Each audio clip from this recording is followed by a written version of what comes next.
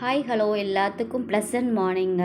இந்த பதிவு யாருக்கு அப்படின்னா 30+லேருந்து லேடிஸ்க்கு ஸ்டார்ட் ஆகுது. அப்படி தான் நான் போட்டிருக்கேன் இந்த பதிவை.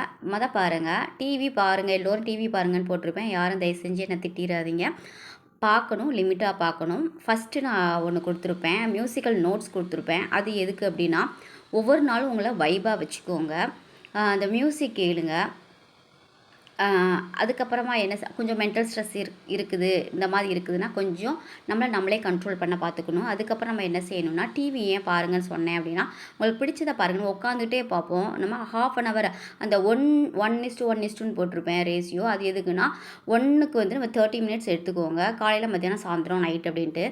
அதை இங்கே என்ன செய்யுங்கன்னா, உட்காந்துட்டு தான் நம்ம இருப்போம். ஸோ கண்ணுக்கு நம்ம வந்து எக்ஸசைஸ் கொடுக்கலாம். பிளிங்க் பண்ணுங்கள், நல்லா ஸ்லோவாக பண்ணுங்கள். அதனால தான் அந்த டிவி நம்ம பார்க்குறப்ப தான் நமக்கு வந்து 2 in 1 பர்பஸ் கிடைக்குங்க. உண்மையிலேயும் பாருங்கள், அதிலே லயிச்சிடாதீங்க. டிவியில் அப்படி கண்ணுக்கு எக்ஸசைஸ் நல்லா கொடுங்க. ஸ்லோவாக கண்ணுக்கு எக்ஸசைஸ் கொடுத்தா ஸ்லோவாக தான் பண்ணணும். அதை பண்ணுறப்பே உங்களுக்கு இந்த டைமிங் ½ அன் ஹவர் முடிஞ்சிடும். நெக்ஸ்ட்டு கிச்சனில் இருக்கீங்க, இல்லை இங்கே உட்காந்துட்டே இருக்கீங்க சேரில் அப்படின்னா, காலை நல்லா ரைஸ் பண்ணுங்கள், கையை ரைஸ் பண்ணுங்கள். ஒரு 20 கவுண்ட்ஸ் வரைக்கும் ஸ்லோவாக பண்ணுங்கள்.